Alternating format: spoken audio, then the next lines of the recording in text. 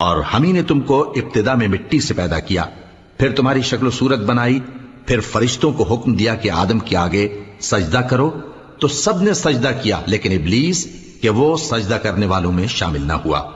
اللہ نے فرمایا جب میں نے تجھ کو بھی حکم دیا تھا تو کس چیز نے تجھے سجدہ کرنے سے باز رکھا؟